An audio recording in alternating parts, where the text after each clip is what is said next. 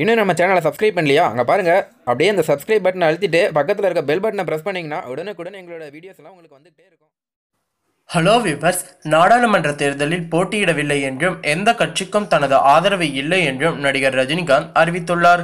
ரஜினிகாந்த் கடந்த 2017ஆம் ஆண்டு டிசம்பர் மாதம் அரசியலுக்கு வருவதாக அறிவித்தார். எனினும் ஓராண்டு ஆகியும் இதுவரை அவர் எந்த முடிவையும் எடுக்கவில்லை.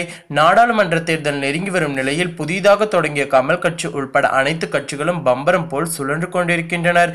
இந்த நிலையில் ரஜினியின் அறிவிப்போ கிணற்றில் போட்ட கல்லாக இருந்தது. ரஜினிகாந்த் எப்போது கட்சி தொடங்குவார் என்ற எதிர்பார்ப்பில் அவரது ரசிகர்களும் மன்ற நிர்வாகிகளும் காத்திருந்தனர். இந்த நிலையில் சுமார் 8 மாதங்கள் கழித்து இன்று போயஸ் தோட்டத்தில் தனது மக்கள் மன்ற மாவட்ட செயலாளர்களுடன் ரஜினி ஆலோசனை நடத்தினார். அப்போது நாடாளுமன்ற தேர்தல் புதிய கட்சி குறித்த அறிவிப்புகள் ஏதேனும் வெளியிடலாம் என்ற எதிர்பார்ப்பு நிலவி வந்தது. இந்த நிலையில் ரஜினிகாந்த் ஒரு பரபரப்பான அறிக்கையை இன்று வெளியிட்டுள்ளார். அதில் அவர் கூறுகையில், வருகிற நாடாளுமன்ற தேர்தலில் நான் போட்டியிடப் போவதில்லை.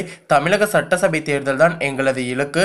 நடைபெறவிருக்கும் நாடாளுமன்ற தேர்தலில் என்னுடைய ஆதரவு எந்த கட்சிக்கும் கிடையாது என்று கூறியுள்ளார். அதனால் ரஜினி மக்கள் மன்றம் மற்றும் ரஜினி ரசிகர் மன்றத்தின் பெயரில் என்னுடைய படமோ மன்றத்தின் கொடியோ எந்த கட்சிக்கும் ஆதரவாகவோ பிரசாரம் செய்வதாகவோ யாரும் பயன்படுத்திடக்கூடாது.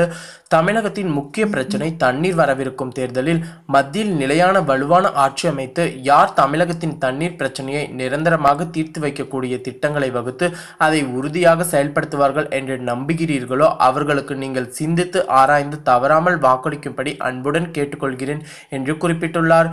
வாழ்க தமிழ் மக்கள், வளர்க தமிழ்நாடு, ஜெய்ஹிந்த் என ரஜினிகாந்த் தனது அறிக்கையில் தெரிவித்துள்ளார்.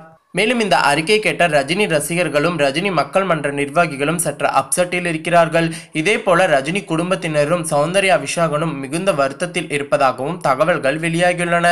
மேலும் இந்த தகவல் உங்களுக்கு பிடிச்சிருந்ததுன்னா லைக் பண்ணி ஷேர் பண்ணுங்க. இது போல தகவல்களை தெரிந்து கொள்ள நம்ம சேனல் உடனடியாக சப்ஸ்கிரைப் பண்ணுங்க. தேங்க்யூ.